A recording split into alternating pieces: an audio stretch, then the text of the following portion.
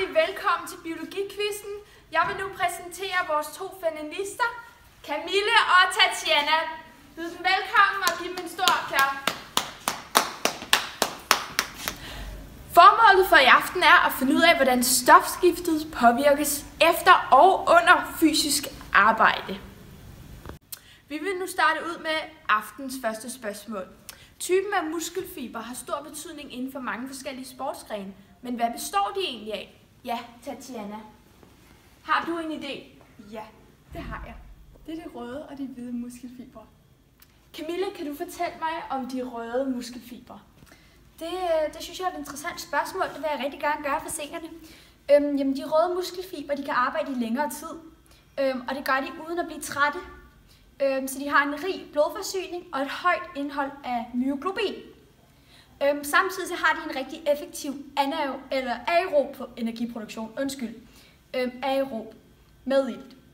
Og det gør dem derfor rigtig velegnede til sportsgrene, hvor det er, at man skal være mere udholdende. For eksempel cykelløb, som I har i dag. Det er rigtigt. Det næste spørgsmål det er til Tatiana, og jeg vil gerne høre, om du kan fortælle os lidt om de hvide muskelfibre. Det vil jeg gerne. De hvide muskelfibre, så er der to slags, og det er 2A og det er 2X. Og de bliver også kaldt superfibre. Og hvad der de har til fælles, så er det, at de begge to er tykkere end de røde muskelfibre. Og de kan hurtigere udvikle sådan høj kraft. Og så er de begge to har en rigtig effektiv anaerob energiproduktion. Og hvilket også gør, at de bliver meget hurtigere trætte. Det er fuldstændig korrekt. Camille, kan du fortælle mig fordelingen mellem røde og hvide muskelfibre? Ja, det vil jeg rigtig gerne gøre. Sådan fordelingen den er sådan, at man har ca. 50% af hver, så altså en 50-50 fordeling. Men man kan faktisk godt træne det. Ved hård konditionstræning, der kan man faktisk øge andelen af de røde muskelfibre, som er de her, der er brug for, hvis det er, at man løber langdistanceløb og sådan noget. Og hvis det er, at man styrketræner meget hårdt, så kan man godt øge andelen af hvide, som er dem her, som man bruger, hvis det er, at man skal sprinte. Ja, det er helt korrekt. Rigtig godt, Camille. Velkommen tilbage fra reklamerne. Vi står nu i et laboratorie, og det er fordi, at vi lige om lidt skal vise et forsøg, vi tidligere har udført. Ja, velkommen tilbage, finalister. Og vi går direkte i gang med et nyt spørgsmål, og det er til Tatiana. Og det er, hvad er sammenhængen mellem ilt og puls? Det skal du høre. Ilten beskriver kondition som et udtryk for, hvor effektiv ens krop er til at optage ilt. Som udtryk for, hvor god kondition ens krop har, så benytter man begrebet kondital. Og kondital, det siger noget om, hvor meget ilt man er i stand til at optage per kilo, man vejer. Og pulsen beskriver antallet af hjerteslag per minut, som er ca. 200 slag i minuttet. Under hårdt arbejde, f.eks. når man cykler, så kan pulsen stige til ens makspuls, og som er ca. 220 slag i minuttet minus ens alder. Det er korrekt. Vi går direkte videre til næste spørgsmål, og det er, hvad består kredsløbet af? Og det vil jeg gerne høre fra Camille. Ja, det var et rigtig godt spørgsmål, det synes jeg. Kredsløbet består af lungerne, hjertet, blodkanalet og blodet. Og i lungerne der optager blodet ilt og afgiver kuldioxid. Samtidig så pumper hjertet blod rundt i hele kroppen via kredsløbet. Ja, og nu går vi lidt tilbage, så vi vil gerne høre, hvad pulsen egentlig er. Og det skal Tatiana forklare os. Ja, okay. Pulsen er altså udvidelser i pulsåren per minut. Og det sker ved, at hjertet trækker sig sammen. Og det vil typisk være et udtryk for hjertefrekvens. Hvis hjertet slår 60 gange per minut, er pulsen 60.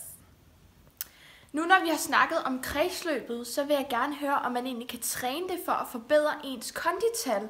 Og Camille, kan du svare på det? Det kan jeg godt. Jamen altså, man kan godt træne ens kredsløb for at forbedre konditallet. For eksempel, hvis man har et højt kondital, så kan man forbedre ens blodkredsløb. Man kan træne sine åndedrætsmuskler større og stærkere. Og det giver så en øget åndedrætsdybde og en øget åndedrætsfrekvens. Og dermed også en øget maksimal lungeventilation. Okay, men hvis man træner hjertet, hvad kan man så gøre for ens kondital? Tatiana? Jo.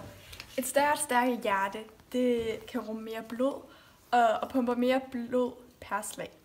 Hvilepulsen bliver i den forbindelse lavere. Og fordi hjertet kan klare sig med færre slag til at pumpe den samme mængde blod.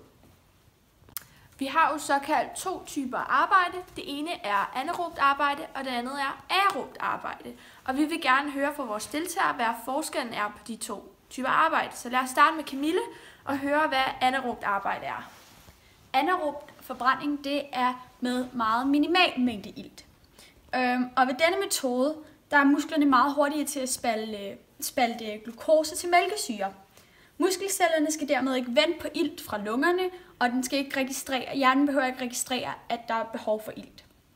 Muskelcellerne har kun en begrænset mængde af det energirige stof, som hedder kreatinfosfat, og det kan man bruge til at genopbygge ATP med, som er en kemisk form for energi. Og det her lager, det rækker så til cirka 6 sekunders spurt. Lad os høre fra Tatiana, hvad aerobt arbejde er, og hvornår man bruger det. Ja, aerob forbrænding er med ilt, og her skal muskelcellerne vente på ilten fra lungerne. Nu vil vi hive begge vores deltagere op til tavlen, og så vil vi gerne se dem skrive formen ned for de forskellige typer arbejde. Så bare tag plads op ved tavlen.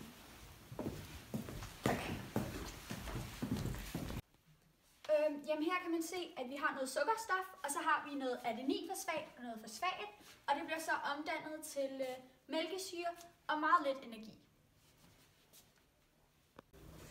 Ja, som vi kan se, det her det er sukkerstof, og her er der 6 iltmolekyler, og her er der 6 koldioxidmolekyler, og her er der 6 vandmolekyler, og her er der 30 ATP. Camille, hvad er det, man ser på grafen de første minutter, hvor personen starter med at dyrke motion? Når man starter med at dyrke motion af den ene eller den anden form, benytter kroppen sig af anaerobt arbejde, hvilket betyder, at kroppen ikke får tilført ilt, og den kun producerer en minimal mængde ATP. Dette sker, fordi kroppen først skal sende signaler til hjernen om, at den har brug for ilt. Det tager hjernen omtrent 2-3 minutter at starte den aerobe forbrænding. Men hvad sker der så under konstant arbejde, Tatiana? Ja, under arbejde, der er rimelig konstant, så benytter kroppen sig af aerob forbrænding, og derfor tilføres kroppen ilt og danner en rimelig stor mængde ATP. Og Camille, hvad er det så, der sker efter arbejdet? Efter man har arbejdet, kan man se, at pulsen stadig er rimelig høj, og at kroppen har brug for nogle minutter, og nogle gange helt op til flere timer, for at restituere ordentligt. Det skyldes, at man har det, der hedder iltgæld. For at slippe af med ens iltgæld, skal kroppen gendanne dens lager af ATP og kreatinfosfat gennem respirationen. Samtidig får myoglobinen i blodet genopfyldt deres lagre med ilt. Og hvad sker der så med mælkesyren, Tatiana? For at slippe af med den mælkesyre, der er blevet produceret under det anaerobe arbejde, så skal lever og muskelceller omdanne mælkesyre til glykogen. Og som det aller sidste, så er det efter hård motion, at ens ionbalance skal reguleres ved, at natrium-kaliumpumperne pumper det overskydende kalium ud af kroppens celler. For at opfylde vores formål har vi lavet et forsøg med begge vores quizdeltagere for i aften. Og det gjorde vi ved, at vi brugte nogle materialer som en kondicykel, en pulsmåler, som vi havde siddende her ved brystet, og som et ur. Og så hele tiden havde vi en timer på, så vi kunne måle hver 15. sekund. Og det gik så ud på, at de skulle sidde på den her kondicykel og slappe af i 2 minutter. Så skulle de lave noget fysisk aktivitet i 7 minutter, og til sidst skulle de slappe af igen på 3 minutter. Og det kan I se på skærmen lige her.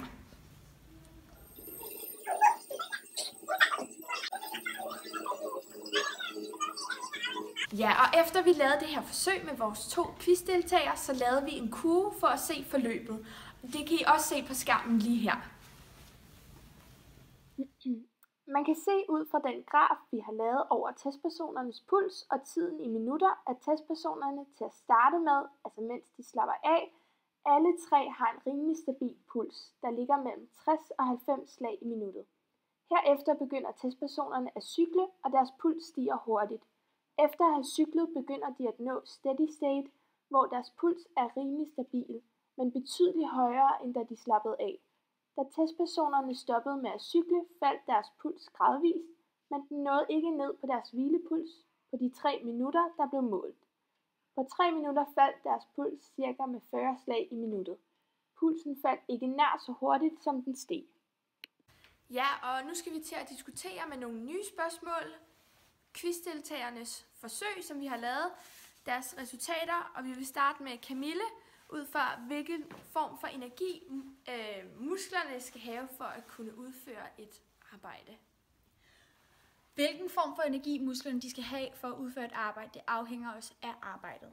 Hvis det er, at musklerne skal dyrke intens træning, som er kortvarig, så er det rigtig vigtigt, at kroppen bruger anaerob arbejde.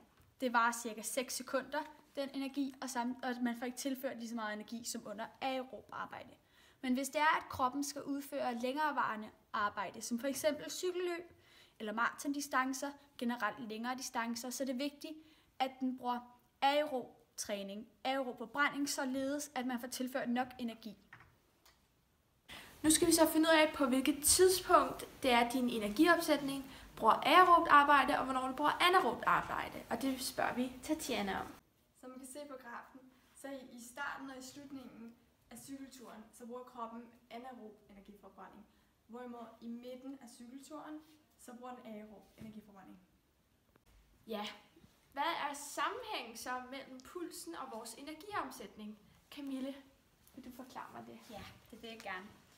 Når kroppen den bruger anaerob forbrænding, så er det over kortere distancer og over kortere tid. Og derfor så når man sjældent op på det, der hedder steady state, hvor det er, ens puls rammer cirka det samme sted. Men ved aerob energiomsætning, så er det for eksempel løb over længere distancer, og her når man netop op på det her steady state, hvor pulsen simpelthen er det samme over en længere periode. Men hvornår er det egentlig, at lungerne og hjertet får besked om, at musklerne har et øget iltbehov? Tatiana? Når kroppen begynder at arbejde, så får den brug for mere ilt, end hvis den er i hvile. Og når kroppen så begynder at arbejde, så får hjernen besked om, at der skal sendes mere ilt ud til musklerne. Hjernen sætter derfor hjertet i gang med at pumpe hurtigere.